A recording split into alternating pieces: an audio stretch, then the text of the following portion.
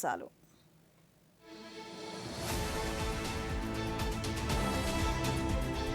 యువ వైద్యులు గ్రామీణ గిరిజన ప్రాంతాల్లో సేవలు అందించాలని రాష్ట్రపతి ద్రౌపది ముర్ము పిలుపు.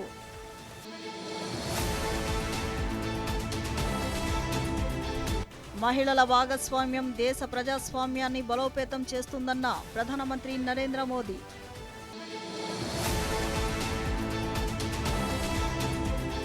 ప్రజల భద్రత, పర్యావరణం అంశాల్లో రాజీ పడే ప్రసక్తే లేదన్న ముఖ్యమంత్రి చంద్రబాబు నాయుడు.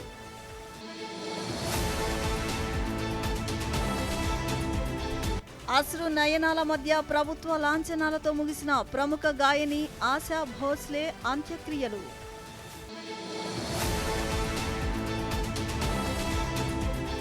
దేశంలో ఎల్పీజీ, పెట్రోల్, డీజిల్ కొరత లేదన్న కేంద్ర పెట్రోలియం మంత్రిత్వ శాఖ.